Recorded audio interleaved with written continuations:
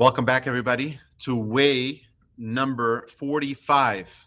Way number 45 is halomed al menat lelamed, to learn in order to teach, and then halomed al menat la'asot, to learn in order to fulfill. So, to effectively communicate what you've learned, you need to define it clearly. What's your point? You know, they say that when you are giving a presentation, if you can't say it in 30 seconds, you can't say it in 30 minutes. You see people sometimes speaking and they're talking and talking, and nobody has a clue of what they're talking about. They don't even know what they're talking about. If you can't define it in 30 seconds, and to me, before every one of my classes, I have a summary of the conclusion of the class. This is the bottom line. If you walk out at this point, you've got the class. Now, we're going to talk about many different sources, and we'll give many background, ideas and stories and, parables and things like that to bring that idea to life. But there's got to be something like that elevator pitch. You have 30 seconds, say it. If you can't say it in 30 seconds, 30 minutes is not going to help you. Okay? So that's the general rule, and we have a professional public speaker here who spoke in front of the Supreme Court. I follow the model. I keep talking until I've got something to say. There you go. You keep talking till you have something to say. Very good. Yeah, there you go. So understand it fully. You have to really be able to, number one, define it. Understand it fully. Is there any point that I'm not clear about? If there's a point that I'm not clear about, it's difficult to present it unless you do that and I've done that many times with our classes over the years, where I say, look, this isn't fully baked, but I want to share with you what I'm struggling with or dealing with and learning. Let's learn this together and let's open this up. Let's figure it out together. That's a different type of teaching, and then know how to transmit it.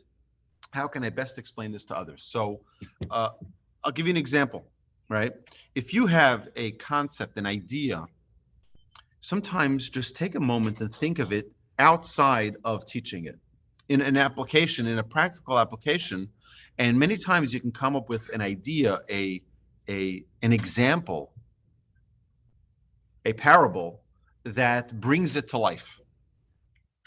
That if you didn't take that moment to think about it in advance, you're sharing information, but it isn't structured. You don't have an applicable way to apply it to real life. So that's very important. And then number 4, the last, is put it into practice. It's very important to not just say words, but to actually try our best to live it. When you learn in order to teach, you gain greater clarity about what's floating through your mind.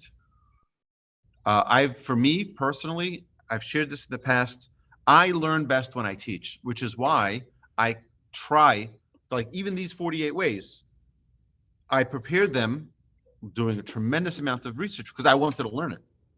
And I knew that the best way for me to acquire this information and hopefully these traits is by teaching it.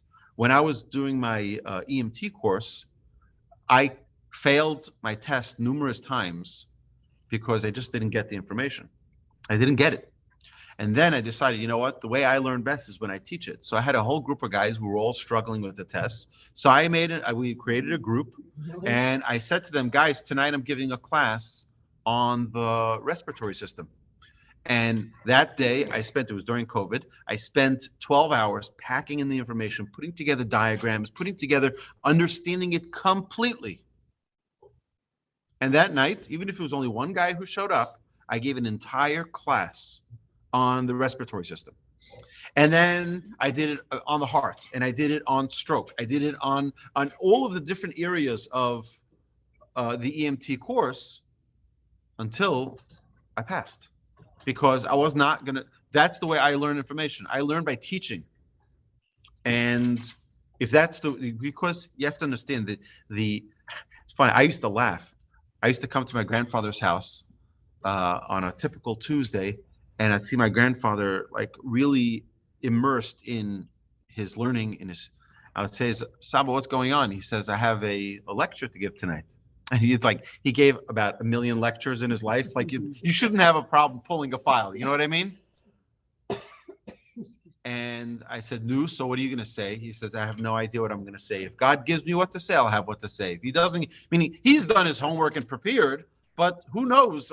How many times have I come into class, and this is true, okay? So don't hold this against me, my dear friends, where I come to class having sat all day, prepared, not confident in any of the information I'm about to teach, where I sit and prepare for hours and hours. And I'm like, I just don't have it. It hasn't been worked out. It's like, I don't. And then there are other times where I'm confident in the material that I'm about to teach. And usually when I come feeling unprepared, it's the better class. And when I'm giving the more prepared class, it doesn't come out as good. So it's the hand of Hashem.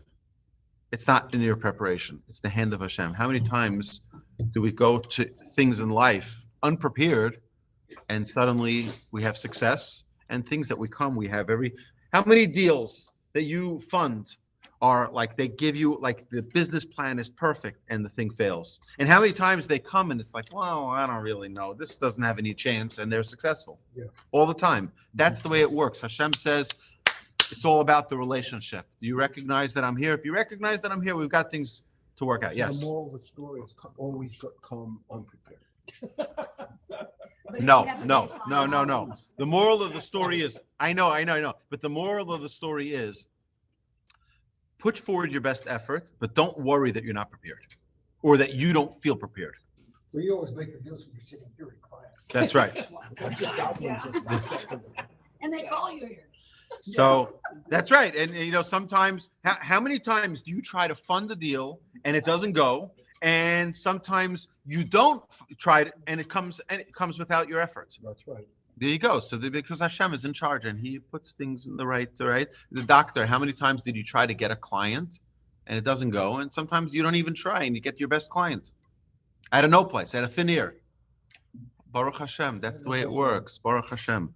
Right? Yeah, but if part of me, maybe may do this consistently, you'll be even more successful. no, it won't work. If you're unprepared and you're going to meet with let's say, Right, you have to put forward your best effort, but don't think that because you put forward your effort that you're going to succeed. I don't. I mean, it doesn't. You got a One, better chance. true, but 1 + 1 does not equals 2. 1 + 1 does not equals 2. 1 + 1 equals whatever the Almighty. One is your effort, and the other one is Hashem's assistance, and together they equal whatever Hashem wants it to succeed to I be. give lots of extemporaneous speeches to media and Yeah. so on, but I knew You have a zero, baseline but I knowledge, that's had right. any background. Like, I did a show with Jane Pauley.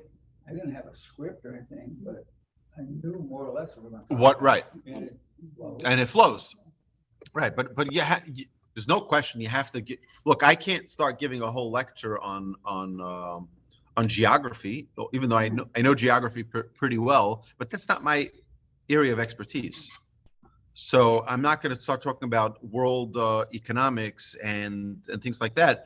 Even though I have somewhat of an idea, I have somewhat of an understanding, but I would need to prepare a little bit before I would talk about such a topic, so I can be a little bit more knowledgeable and a little bit more well-versed. But that doesn't mean that I'm going to succeed at it. And while you have other times where, you're not prepared, you tried, and you're very successful. That's the way it works. 1 + 1 equals whatever Hashem wants it to be. Remember that. Whatever Hashem wants it to be. Particularly when you try to teach, and I ask Hashem many times before I walk into class, I say, Hashem, I've got no idea what I'm talking to your children about. But you know what? Put the words in my mouth. And there are times, by the way, I heard this from the Stipler. The Stipler was Reb Chaim Kanievsky's father. Reb Chaim Kanievsky's father was once approached by a woman, a widow. She came with a very difficult question. And he said, give me a minute, let me think about it. He walked out of the room and he started praying. And he said, Hashem, I'm here to help your children. Here is one of your children.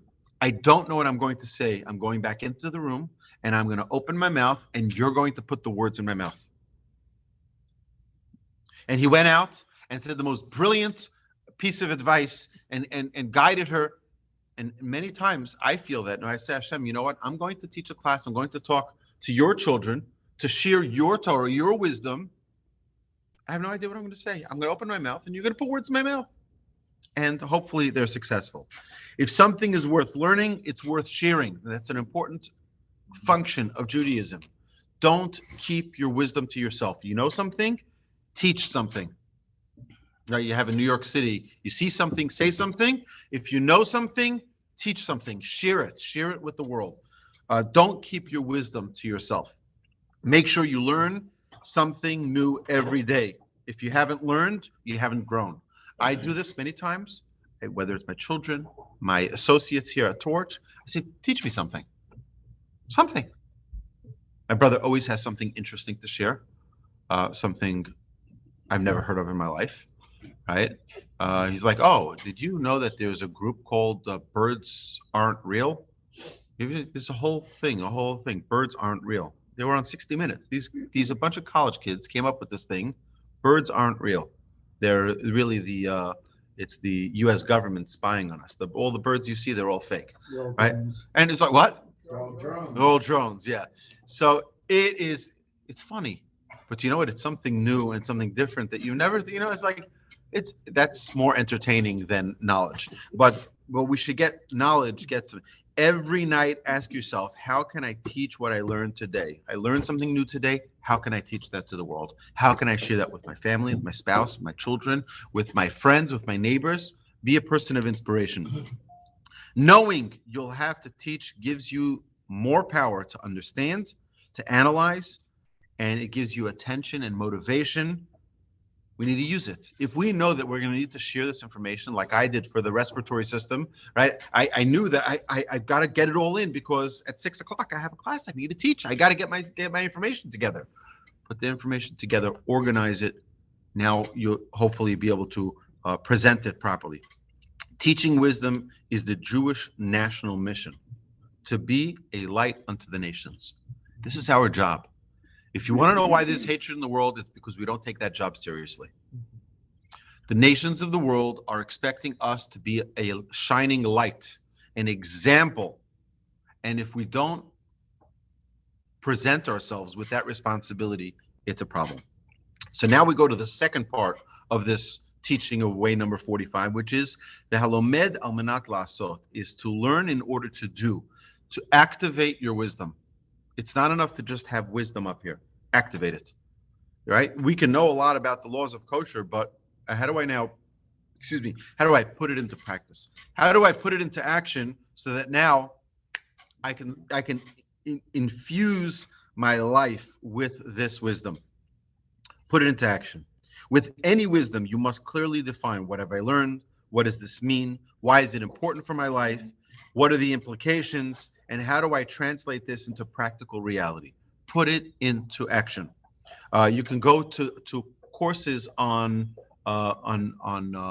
self-help. You can go to courses on sales and marketing. You can go to classes on any topic. You can go to Tony Robbins. I hope I didn't call somebody. No, you didn't. It's fine. They're going to be here in a minute. You can go to Tony Robbins, and you can go on to financial advisors, and you can do all of these classes that can share great wisdom.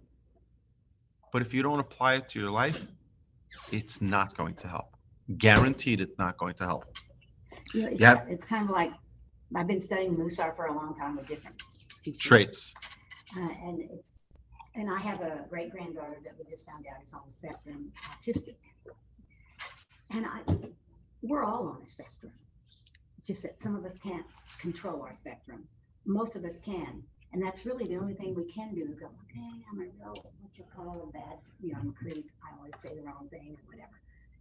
Trying not to say the bad word for that. But either way, say you have too high ego, you're a bully, and you always hate yourself afterwards, and you just need to pull yourself back in your spectrum. But our children, it's usually when you find out, autistic individual, they're on a spectrum, but it's a rigid one. They're not able to change. So in Musar, if someone says, oh, I studied that, I already know that. you don't ever really, you have to, it's like, Mhm. oh, I studied Torah 1 year. I went all the way through. Now I know Torah. I mean, it's like, we now have to somehow live it, which is why we are here. And we lean on rabbis to teach us more and to let us haggle our little beliefs. Right. So here's the thing: Yeah, is that we learn the Torah really, there's a big conversation going on in the world now, in the world of influence, in the world of social media, about whether or not we should give little short bites of wisdom. Because many people say, just like put it into a 1 minute, put it into a short video, a 3 minute, a 10 minute, something easy for people to eat. And then you look at Joe Rogan, has a 3-hour podcast, and he has 100 million downloads in an hour. And he has a guest. But you understand that throws out the entire theory that people want short and sweet and just give me the point, give me the bottom line. Because here he does the longest podcast available on all platforms, and he's the most successful podcaster on planet Earth. So that breaks the entire theory, right? So my brother was talking about this. He gave a whole speech to a bunch of rabbis on podcasting and, the success that he's found. Last month, the month of May, we had over 70,000 downloads collectively in Torch. 70,000. He's the vast majority of it. 70,000 hours of Torah. Just imagine what that is in 1 month. That's unreal. So, so he was saying, one of the things he says is that every class is an hour long. Every class is an hour long. Isn't that too long? Shouldn't you cut it up and make it short? No. And he brought that example of Joe Rogan, right? Joe Rogan. It's a 3 hours and 20 minutes, and it's nonstop. 3 hours and 20 minutes, and people are listening in droves. No, Neil Young doesn't listen anymore. Yes. Would you like a bite of this, or would you like this banquet? Right. Well, sometimes a bite is all you need. It depends on context. Right. But people don't want to spend time. Like I work with people all the time that if you show them something that's 2 or 3 paragraphs long, they're not going to read it. Could you just paraphrase that for me? Oh, this is yours. I find it very difficult to have conversations if they don't read what we're talking about at that moment, at least. Right. So here's the thing: is that the philosophy of the Torah is that every part influences us, even the parts we don't realize influence us. I'll give you an example. If a student is going to yeshiva, okay, let's say someone asks me and says, "Listen, I want to go to yeshiva, but I can't really focus that much. I can't sit and learn 12 hours a day or 14 hours a day like the rest of the students. Should I go, or should I just pop in for a class and leave?" I would say go into the yeshiva and be there. Why? The osmosis, the environment, the atmosphere has a great influence as well. And people don't realize it, but drop after drop after drop. So if someone is in class for an hour-long class and only gets one piece, that was a successful class. Because that one piece can stick with them for the rest of their lives. So I'll tell you, very interesting. Me and many of my friends who are rabbis and teach many classes have a difficult time sitting through classes. If I wasn't teaching a class, I can promise you I wouldn't be sitting and listening. I would not. I can't handle it, right? I know, but so I force myself, when the rabbi gives a sermon on Shabbos, I force myself to sit in there and to concentrate and not be distracted, mostly as an exercise of patience, as an exercise of learning to be, less ADHD. You know what I'm saying? So the whole point of wisdom is to apply it and to make life better. Don't put off change for another day. Don't push off change and say, another day, that's when I'll take life seriously. That's when I'll apply things to my life. Your future self. My Exactly. Future self will do that. Note to self in 2024, change, right? Yeah, so don't put off change to another day. Talk is cheap, actions take commitment, right? Action takes commitment. Oh, that You've- word. You've got, well, guess what? I find, I always laugh, because men have difficult time with commitment. right? But in a kosher lifestyle, there's always a commitment you need to make, which ironically, the women are the ones who have the difficult time with that. In a kosher lifestyle, after you eat meat, you can't eat dairy, right? And you always see women who are kosher observant having a difficult time eating meat because they're afraid for that 6-hour, 7-hour commitment to not eating dairy. Like, what happens if someone brings chocolate? What happens if I want ice cream? What happens if, it's like that commitment. I'm like, see, women have a difficult time with commitment. But either way, making a decision to grow is based on free will, your choice. The essential power of a human being is free will. Our growth is in our hands. It's our decision. And you know what? How long it takes to grow? How long does it take to grow? 1 second. That 1 second decision. I'll give you an example. When I decided to start my diet, this is one of my first diets I've ever done. It was in the summertime. And I dropped off my family in New York and I came back to Houston. And on the plane, I decided that's it. I'm going on a diet now. I'm not eating out. I'm not eating junk food. I'm getting on a strict diet. You know the first thing I did when I landed? I drove to the supermarket and I bought salad. I said, if I don't start now, then I'm going to be hungry in 2 hours. And I'm going to say, oh, what am I going to eat? I don't have salad. I'm just going to, I'll just, exactly, barbecue potato chips. Here we come, right? And there goes the diet. You have to start now. If you're deciding to do something, apply it immediately. A person needs to apply it immediately. And every concept in Torah is an instruction for living. We need to learn how to use it. Every law in the Torah, there's no such thing as a law in the Torah that doesn't apply to me. Even the offerings, if we learn about it deeply enough, we'll see how they connect to our day-to-day lives, even though we don't have a temple, even though we don't bring offerings today. But there's a way to apply it to our day-to-day lives. If you undertake a deep commitment to change, it will positively impact the rest of your life. V'kasher takum min sefer, says the Ramban in his letter to his son, Techapes ba'asher lamadata im yesh bo davar shatucha l'kaima. When you get up from the book, any book, by the way, even, well, probably Harry Potter not, but a book, any self-help book, don't just get up from the book and say, oh, that was an interesting read. Techapes be'asher lamadata. Look into what you've learned.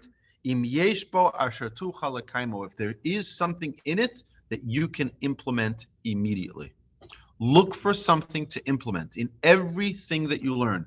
Don't just take knowledge, suck it up, soak it up, and now say it's mine. No. How can I apply this?